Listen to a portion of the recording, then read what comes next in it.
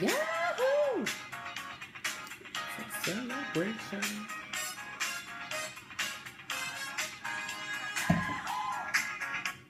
Okay, Texans fans. Amanda here along with William Harvey, and we are here to talk about the Texans game last night against the Oakland Raiders. First of all, wow. Very glad that we won that game.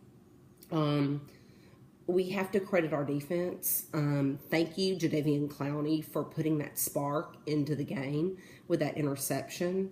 And great job. Great job, Jadeveon Clowney. Whitney Merciless played another great game. So very, very pleased with our defense. And our offense, hey, Lamar Miller rushed for a little over 70 yards. And look, Texans fans, I don't want you guys to get your hopes up because everybody's getting on the Brock Osweiler bandwagon now, please. The dude didn't even pass for 200 yards.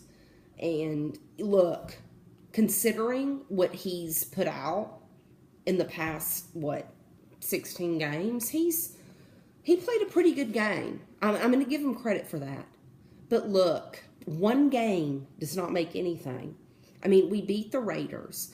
And first of all, I want to say a hats off to the Raiders because you were playing a third-string quarterback. And not just a third string, but it was a rookie. This was his first freaking start. I mean, you can't expect him to be good. I mean, you just can't. It's not fair. I mean, that's a lot to shoulder. And to lose Derek Carr, not only was he your leader on offense, but he just led the team. I mean, he put that spark in the team. So, you know what? As a Texans fan, I would have really rather won with Derek Carr playing. I really would have rather won with him playing the game because, you know what? That's what football is all about. But it really sucks. And Raiders fans, you should have your heads held high because you guys are going to have one hell of a year next year because Derek's going to be back. And everybody knows how much I love him. And he will be back. You guys will be back. Y'all will have a good year. So, look, tough game. It was a tough game. And the Texans won. So I'm happy with that. And let's talk about the playoff games in general. The night game, the Seahawks game, the Lion game, yuck. Not a good game. I mean, the Lions couldn't even score. They scored 6 points, and that was pathetic, and the Seahawks pretty much shut them down. I mean, what a catch that was. Wow. One hell of a catch from Paul Richardson on the Seahawks. I was amazed, and that pretty much shut the Lions down. But you know what? I fell asleep late in the fourth quarter because that was that boring. And then the game today, the Steeler game, pretty much knew the Steelers were gonna beat the Dolphins. How about Le'Veon Bell? That dude is stupid.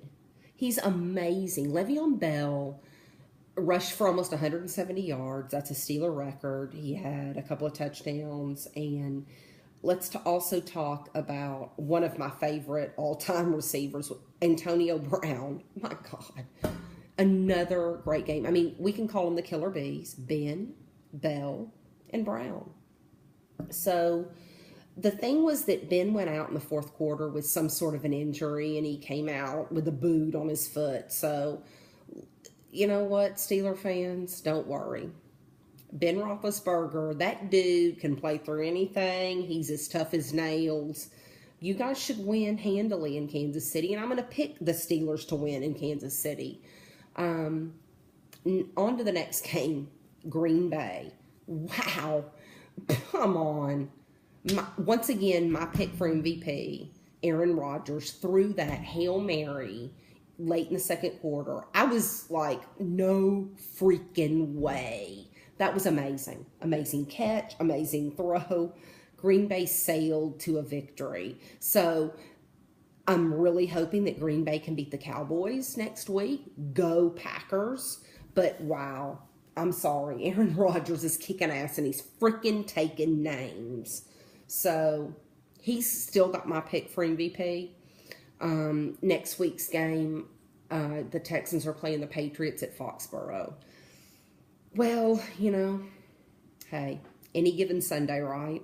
So I'm really hoping that our defense comes to the plate and Brock Osweiler has somewhat of a decent game and Lamar Miller can come to the plate. So you never know. Like I said, any given Sunday, but I have faith in my team. I love my team.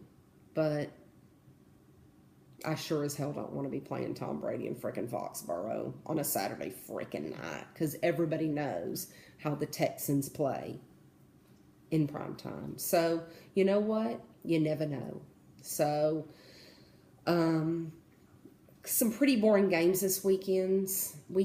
I'm a little depressed Sunday because there were no games tonight, and that kind of initializes the into a season. But looking forward to next weekend, and the Texans, we live another week. Peace out.